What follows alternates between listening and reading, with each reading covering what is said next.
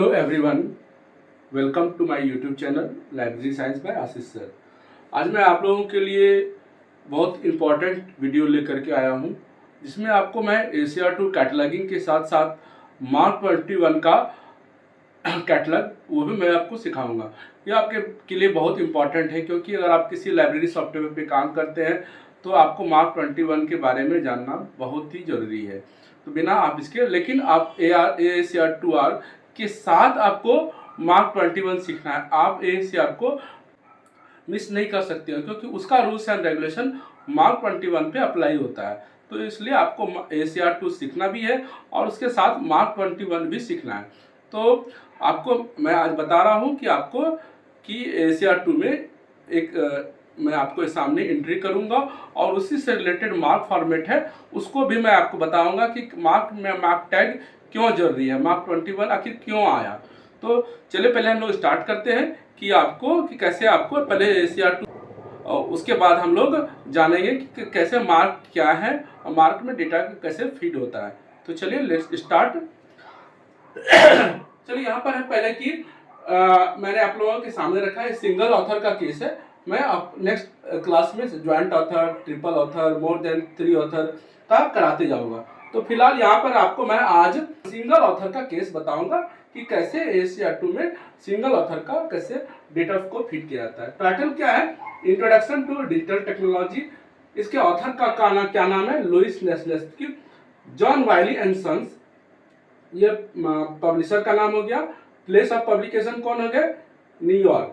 Call number क्या हो गया? इसका दिया हुआ है, एक्सेशन नंबर दिया हुआ है, ईयर ऑफ पब्लिकेशन दिया हुआ है, ISBN दिया हुआ है। ये मैंने प्रीवियस लेक्चर में भी इसका स्ट्रक्चर बताया था कि कैसे आपको आज मैं आप लोगों के सामने डेटा को फिट करूंगा, क्योंकि अगर आप पूरा कंप्लीट इंफॉर्मेशन फिट करते हैं तो आपको कहाँ कहाँ गलतियां आप कर सकते हैं, ये चीज आपको बताती जाएंगे।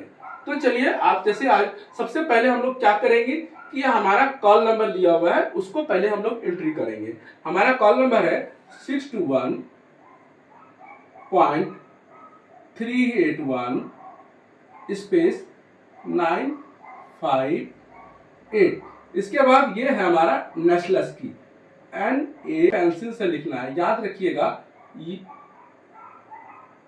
पेंसिल यूज करना है यहाँ पर। ये आपके लिए दिमाग में रहेगा कि ये पूरा कॉल नंबर सेक्शन को आपको पेंसिल यूज करना है।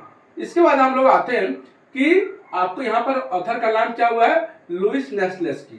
तो नेस्लेस्की इसका सरनेम हुआ, तो हमें क्या करना है? पहले नेस्लेस्की को यूज करना है, NASLESKY, नेस्लेस्की। इसके बाद सरनेम लिख दिया हमने। इसके बाद क्या है? Louis, LOUIS। हमने सरनेम और फोरनेम को लिख दिया। अब हम लोग आते हैं कि हमने यहाँ पर तो कंप्लीट हो गया। अब आते हैं टाइटल सेक्शन में। टाइटल सेक्शन हमारा क्या है? Introduction to digital technology. हम यहाँ देखिए, जो चीजें स्टार्ट होती है फर्स्ट इंटेंशन से और जो चीजें स्टार्ट होती है सेकेंड इंटेंशन से, वो आपको ध्यान रखना है। ये हमने ऑथर जो लिखा है वो स्टार्टिंग फ्रॉम फर्स्ट इंटेंशन, और जो हमारा टाइटल जो एंट्री करूंगा मैं, उसको सेकेंड इंटेंशन से स्टार्ट करना है। तो क्या है? इंट्रोडक्शन टू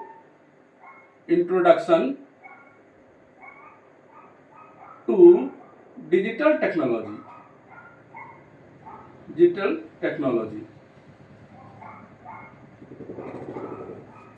यहां पर हमने लिख दिया introduction to digital technology. Title के बाद क्या आएगा कि स्लैश, अगर कोई कॉलम रहता तो यहाँ कोई सब टाइटल रहता तो कॉलम आता और सब टाइटल आता, बट यहाँ कोई सब टाइटल नहीं है, तो हमें क्या करना है कि स्लैश को यूज करना है। स्लैश को यूज किए, इसके बाद हमें क्या लिखना है? लुइस नेस्लेस्की, जो ऑथर का। तो यहाँ पर फोरनेम सरनेम का ही यूज करना है, LOUIS। एक प्रॉब्लम आ सकती है जब आप एंट्री करेंगे कि अगर सपोज दैट यहाँ पर लुइस मैं नहीं लिख पा रहा था, अगर नहीं यहाँ पर ऐड पाता या 3 या 4 लेटर ही होता, तो आप इसको क्या कर सकते हैं? यहाँ से इस स्पेस को स्किप करके फिर कंटिन्यूशन करते हैं फर्स्ट इंटेंशन से। लेकिन यहाँ मेरा चूंकि लुइस हो गया, तो हमने क्या किया, यहाँ पर इसको नेस्लेस्की यहाँ से लिखेंगे, लुइस नेस्लेस्की।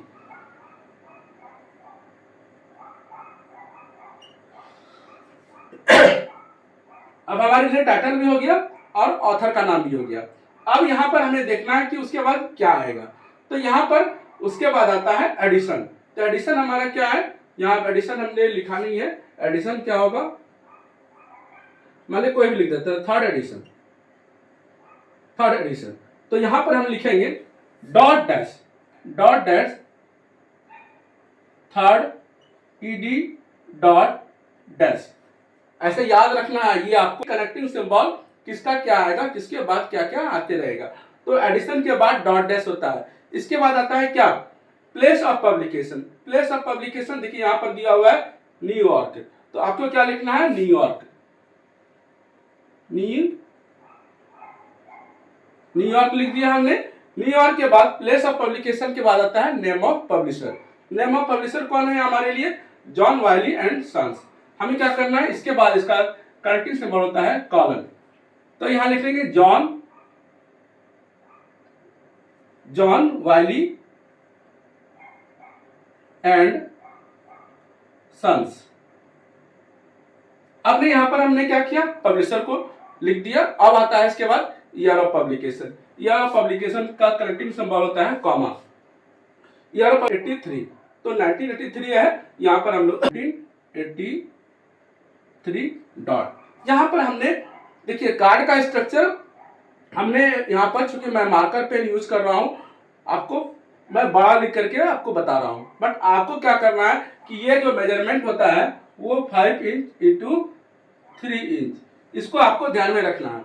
अभी चूंकि मैंने यहाँ पर चूंकि बड़ा में आपको बताना है, मार्कर पेन यूज कर रहे हैं। जब भी कार्ड बनाइएगा तो आपको पेन एंड पेपर का पेन से यूज करना है, और आपको 5 इंच इंटू 3 इंच का स्ट्रक्चर आपको तैयार करना है। तो यहाँ पर हमने क्या किया, ये हमारा टाइटल सेक्शन कंप्लीट हो गया। अब आते हैं हमें कि क्या, अब उसके बाद आता है फिजिकल डिस्क्रिप्शन। तो फिजिकल डिस्क्रिप्शन हमारे लिए क्या है कि यहाँ पर देखिए लिखा हुआ है रोमन में, उसके बाद दिया हुआ है, तो पहले लिखना है हमें रोमन में। जो भी लिखना है आप सटा के लिखेंगे, ऐसा नहीं कि स्पेस यहाँ पे नहीं देंगे। स्पेस देंगे तो आपका इमेजिनरी लाइन से हो जाएगा, तो बट यहाँ पर आपको लिखना है सेकंड इंटेंशन से सटा करके। तो यहाँ पर भी कॉमा, इसके बाद दिखा है अरेबिक में कितना पेज लेंथ दिया हुआ है, 5 3 6 P डॉट।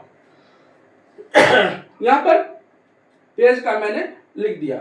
अब देखिए यहाँ पर साइज भी दिया होगा, साइज यहाँ पर नहीं है, मतलब साइज भी है। साइज लिखेंगे 21 सेंटीमीटर, तो यहाँ पर साइज भी दिया है, तो यहाँ पर इसको लिखेंगे 21 cm डॉट।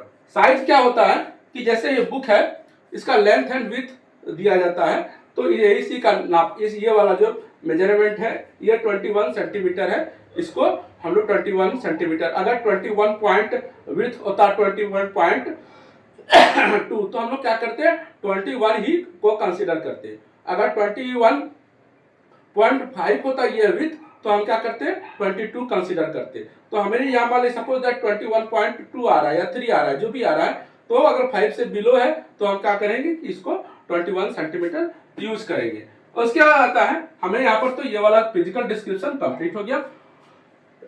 अब मेरा क्या बच गया, हमने कॉल नंबर लिख दिया, एक्सेशन नंबर अभी बचा हुआ है। एक्सेशन नंबर क्या लिखना है, यहाँ पर 14914 हमने एक्सेशन नंबर लिख दिया आपको। अब यहाँ पर आता है ISBN नंबर। ISBN नंबर देखिए यहाँ पर लिखा है, तो यहाँ पर लिखेंगे I 978-576-123-5261।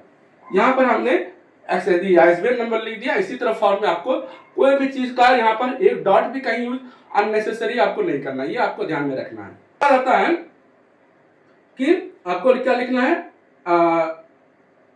ISBN हो गया। अब लिखना है आपको यहाँ पर 1 किस लिए यूज करना है, जब सब्जेक्ट आप इसका लिखेंगे तो आपको 1 यूज करना है। इसका हो जाएगा कंप्यूटर, क्या है, introduction to digital technology.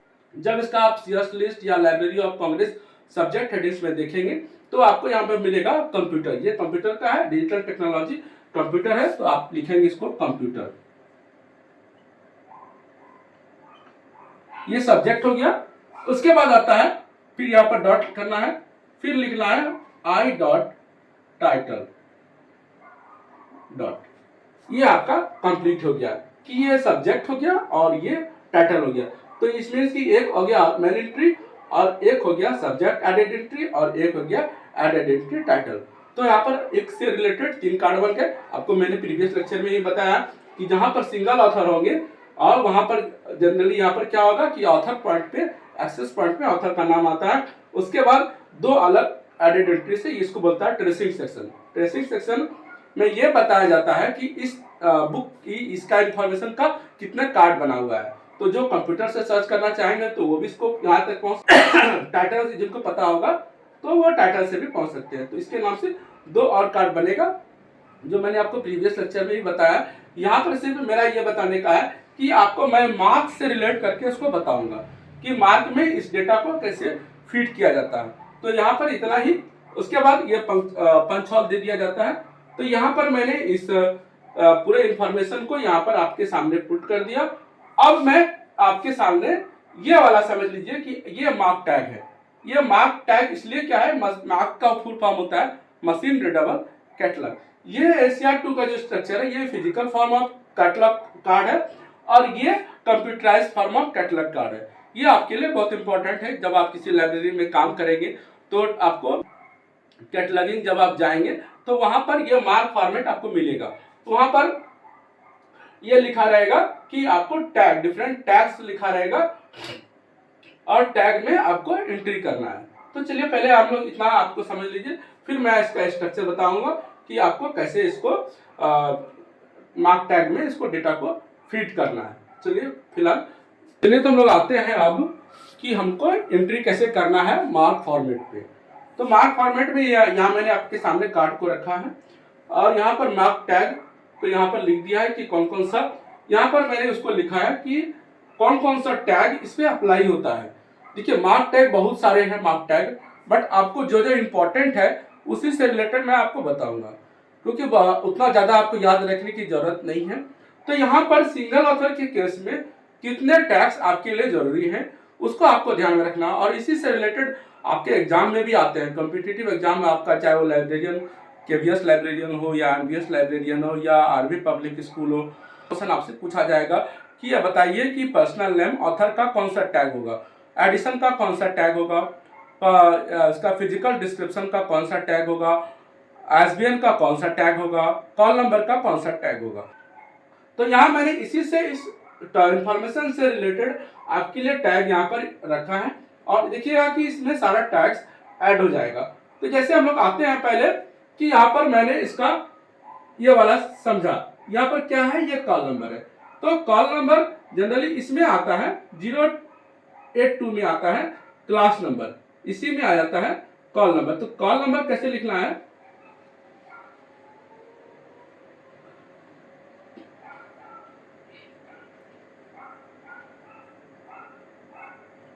Class number हो जाता है इसका, डेटा क्या है, क्लास नंबर 621.381.958। ये आपके लिए क्या हो गया, कॉल नंबर हो गया। इसके बाद यहाँ पर 020 आईएसबीएन होता है। तो आईएसबीएन यहाँ पर क्या लिखा हुआ है 978, यहाँ लिखना आईएसबीएन।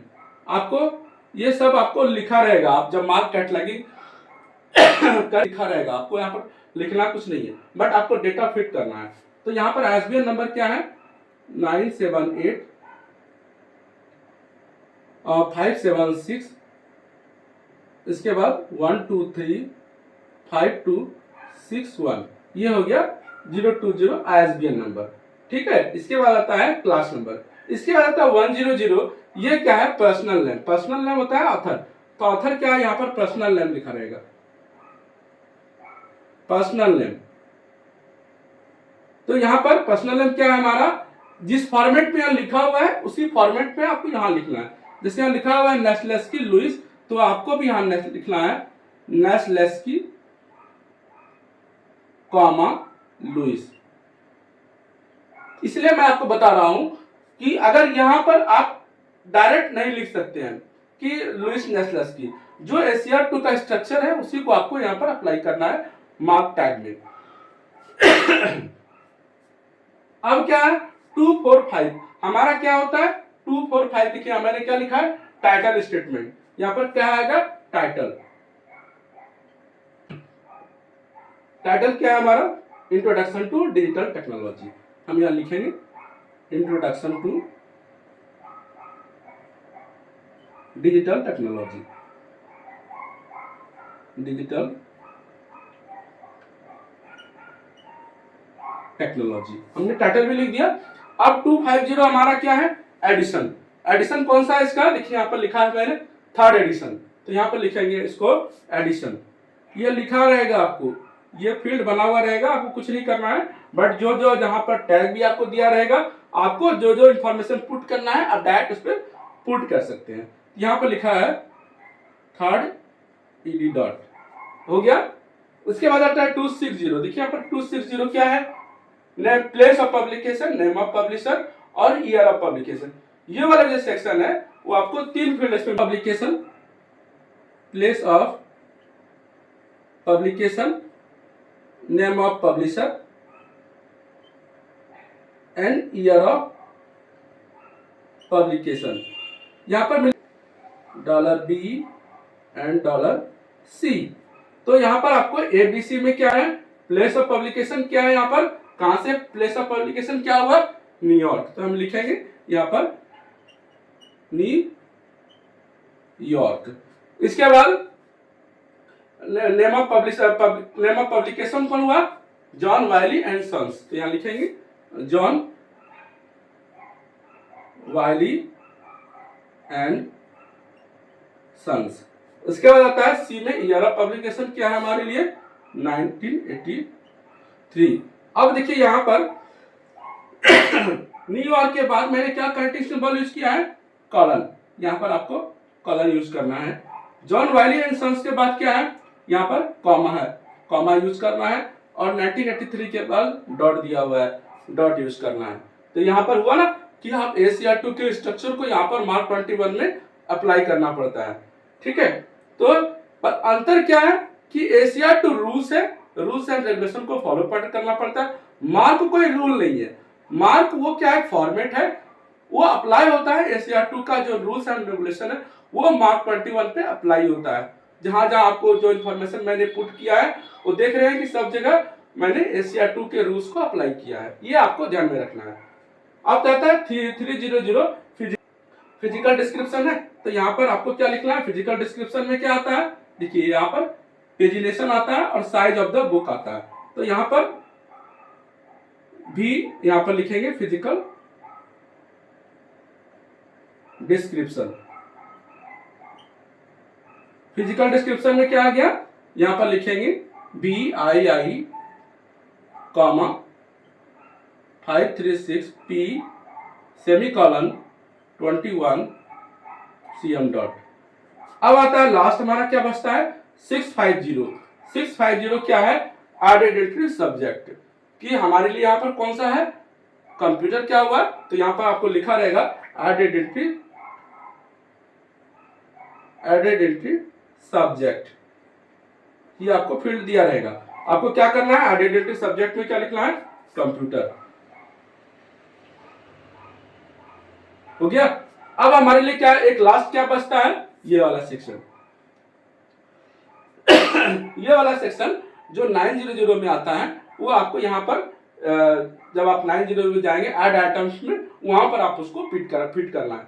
फिलहाल इसी से जितने भी रिलेटेड टैग्स हैं मैंने यहाँ पर आपको ACR2 का बताया और उससे रिलेटेड मार्क फॉर्मेट भी आपको मैंने बताया। अब आप जाके क्या करेंगे कि आप कोहा कैटलॉगिंग यदि किन्हीं के पास कोहा है इंस्टॉल किया हुआ है या नहीं तो डेमो वर्जन इंस्टॉल करके आप उसी से रिलेटेड प्रैक्टिस कर सकते हैं। सिंगल ऑथर का केस में स्टार्टिंग कीजिए, सिंगल ऑथर के केस में कोहा कैटलॉगिंग पे जाइएगा, आप उसका देखिएगा डिफरेंट फील्ड आपको मिलेगा, आप इस फील्ड का स्क्रीनशॉट ले लीजिए और स्क्रीनशॉट लेने से के बाद क्या होगा कि आप सिंगल ऑथर का कोई भी बुक ले लीजिए और अपने डेटा को फीड कर लीजिए और कोहा कैटलॉगिंग में जाइएगा और ये सारा डाटा आप फीड कर दीजिएगा और सेव कर दीजिएगा, ठीक है। तो इससे क्या हो जाएगा कि आपको कोहा कैटलॉगिंग करना आपको समझ में आ जाएगा कि कैसे आप मार्क टैग को आपको याद रखना है कि तो यहाँ पर मैंने आपके सामने पूरा ACR 2 से रिलेटेड मार्क 21 से रिलेटेड बता दिया। अब नेक्स्ट स्लाइड में आपको मार्क 21 का इंपॉर्टेंट टैक्स और मार्क 21 आखिर इसका बैकग्राउंड क्या है वो आपको मैं आज बता दूंगा। तो इससे क्या होगा कि मार्क 21 आपका कंप्लीट हो जाएगा, उसी से रिलेटेड सिंगल ऑथर, और फिर जरूरत होगा तो मैं ज्वाइंट ऑथर, ट्रिपल ऑथर या इसमें और भी कुछ टैक्स आते हैं जो इम्पोर्टेंट है, वो आपको डिफरेंट एग्जांपल्स को देख करके मैं आपको बताऊंगा। फिलहाल इतना ही, फिर नेक्स्ट स्लाइड पे आपको मार्क 21 मार्क के बारे में थोड़ा बैकग्राउंड बताऊंगा। उसके बाद कौन कौन से इंपॉर्टेंट टैक्स है जो रेगुलरली यूज होते हैं लाइब्रेरी में, मतलब वहाँ कैटलॉगिंग में, वो मैं आपको बताऊंगा। फिलहाल इतना ही, इसके बाद आते हैं नेक्स्ट स्लाइड पे, बारे में जानते हैं। मार्क क्या होता है? Machine readable catalogue. वो फिजिकल फॉर्म ऑफ कैटलॉग है, बट ये कंप्यूटराइज फॉर्म ऑफ कैटलॉग है। तो इसका ओरिजिन कब हुआ? 1966 में हुआ। It was developed by Henry T Abram of Library of Congress as pilot project. किसके द्वारा किया गया था? डेवलप किसके द्वारा किया गया था? इसका हेनरी टी एब्राम के द्वारा। यहाँ पर आप इसको याद रखिएगा, Henry T Abram of at Library of Congress as pilot project, and it was used for automation. जो आपको मैंने बताया कि ये किसके लिए? ऑटोमेशन के लिए use to print catalogue cards to machine readable catalogue card. Print catalogue मतलब ACR 2 आर। इसके बाद वो क्या हुआ कि आप उसी को प्रिंट कैटलॉग कार्ड टू आपको मशीन रीडेबल कैटलॉग कार्ड में उसको डेटा को फिट करने के लिए बनाया गया। By 1971 MARC format evolve as a national standards for dissemination of bibliographic data. MARC 1971 में क्या हुआ? मार्क फॉर्मेट क्या हुआ कि एक नेशनल स्टैंडर्ड्स का क्या हुआ? For dissemination of bibliographic data को करने के लिए, डिसेमिनेट करने के लिए क्या हुआ? एक नेशनल स्टैंडर्ड्स का बन गया in the United States and gradually became an international level. LC mark, Library of Congress mark, and US mark, United States mark, and Mark 21 in the late 90s. इसके बाद क्या हुआ? Mark 21 आया 90s के में। तो वो Mark 21 क्यों आया? क्योंकि हर एक कंट्री क्या कर रही थी? अपना अपना मार्क डेवलप कर रही थी। इससे क्या होता? यूनिफॉर्मिटी नहीं हो रहा था। कोई किसी का कुछ और लैंग्वेज, किसी का कुछ और लैंग्वेज, तो अलग अलग कंट्री में अलग अलग US मार्क, कैन मार्क, तो UK मार्क, तो इस सबको क्या हुआ कि अब अलग अलग कंट्री में अलग अलग बनने लगा मार्क फॉर्मेट। तो इसको यूनिफॉर्मिटी लाने के लिए, एकरूपता लाने के लिए क्या हुआ? मार्क 21 क्या है? ये अभी आपका 21st सेंचुरी चल रहा है, तो इसलिए ये 21 जो क्या है? 21 is a result of the harmonisation of US mark and Canadian mark. Mark 21 किसका रिजल्ट है? वो आपका US मार्क और कैनेडियन मार्क का एक दोनों को कंपाइल करके बनाया गया है mark 21। Mark is the format for representing the library resources in the catalogue. Mark 21 क्या फॉर्मेट रिप्रेजेंट किसको करता है? लाइब्रेरी के रिसोर्सेज को इन द किसके फॉर्म में? कैटलॉग के फॉर्म में। ठीक है, तो यहां तक हमने क्या हुआ समझ लिया कि किसने डेवलप किया, किसके प्रोसेस के लिए? ऑटोमेशन के प्रोसेस के लिए। और ये किसका क्वेश्चन आपके एग्जाम में भी आता है कि किसका ये मार्क 21 किसका ये किसका रिजल्ट है? तो आपको बताना होगा कि ये आपका US मार्क और US and Canadian mark, US mark और कैनेडियन मार्क का ये हार्मोनाइजेशन है, कंपाइल करके बनाया गया है। तो ये समझ गए आपको, यहां तक आ गया। अब कितने फील्ड हैं? 0xx क्या है? Control field and fixed field, data field. Fixed data field ये क्या होते हैं? फिक्स्ड फील्ड होते हैं। 0xx ये 3 डिजिट का टैग है। इसके बाद xx मतलब क्या होता है? जैसे आप जितने भी देख रहे हैं ना कि मैंने प्रीवियस आपके स्लाइड्स में बताया, तो वहाँ 100 था, तो यहाँ पर xx के फॉर्म में लिखा गया है। मेन एंट्री 2xx, टाइटल मैंने आपको बताया 100 था ना, मेन एंट्री और पर्सनल नेम। इसके बाद 245 था टाइटल स्टेटमेंट, 250 260 इसी के अंदर में आया था। इसके बाद 300 फिजिकल डिस्क्रिप्शन था, तो यहाँ पर 3xx, तो यहाँ पर आपको ये सब याद रख लेना है। 4xx क्या है? Series statement. 5x क्या है? नोट्स, कुछ बुक्स में नोट्स रहती है लिखी हुई नोट, किसी को नोट करना रहता है, तो मैं आपको डिफरेंट एग्जांपल के जब माध्यम से मैं बताऊंगा कि 5xx कैसे यूज होता है। 6xx सब्जेक्ट एंट्रीज, जो आपको बताया कि ये जैसे 650 की आइडेंटिटी सब्जेक्ट, मतलब एक बुक है उसकी कौन से सब्जेक्ट होगी तो वो कहाँ एंट्री होगी 650 में होगी। फिर 7x आइडेंटिटी, ये अदर देन सब्जेक्ट, मतलब यहाँ पर तो आपको 650 में आइडेंटिटी सब्जेक्ट। अब हमारे ज्वाइंट ऑथर का केस है, दो ऑथर, एक बुक दो ऑथर के द्वारा लिखी गई है, तो वो कहाँ कहाँ बनेगा आइडेंटिटी आपको इसमें ज्वाइंट ऑथर वाले में, 3 ऑथर वाले में, तो वो यहाँ पर बनेगा 7x में। 8x में क्या बनेगा आइडेंटिटी सीरीज, वो आपको जब कोई सीरीज आएगी तो वो आपको मैं आपको अगले एग्जांपल में बताऊंगा। फिर 9xx ये आपका है लोकल डिफाइंड इंफॉर्मेशन, ये वाला जो टैग है ये आपको लाइब्रेरी का अपना है, वो लाइब्रेरी में बुक्स किस लोकेशन बताना है, उसका एक्सेशन नंबर बताना है, वो पूरा लाइब्रेरी का कंप्लीट डिटेल्स 9x के अंदर आता है। तो यहाँ पर मैंने आपको आपके सामने कितने टैग्स होते हैं और कौन कौन से इंपॉर्टेंट टैग्स है वो भी आपको मैंने बताया कि 020, 100, 245, 250, 260, 300, आपके बाद 400 में कुछ आते हैं कुछ टैग्स, उसके बाद 500 नोट एरिया है, फिर 650 में आपका जो ये है आइडेंटिटी सब्जेक्ट है, 700 आपको मैंने यहाँ बताया आइडेंटिटी जैसे ज्वाइंट ऑथर या आपको रहेगा सीरीज का, तो यहाँ पर 8x में आइडेंटिटी सीरीज हो गया, 9x में ये। तो यहाँ पर मैंने आपको टोटल एक कंप्लीट इंफॉर्मेशन मार्क के बारे में भी दे दिया, एशिया 2 से मार्क का क्या रिलेशन है वो भी आपको बता दिया। आपको कितना भी आप लेक्चर देख लीजिए यूट्यूब पे, आपको इस तरह का ACR2 और मार्क का दोनों को रिलेट करके नहीं बताया गया है, मार्क को अलग बताया गया है और ACR2 को अलग बताया गया है, बट दोनों का रिलेशन क्या है ये आपको किसी भी आप यूट्यूब पे लेक्चर पे आप देख लीजिए, कहीं पर भी आपको नहीं मिलेगा।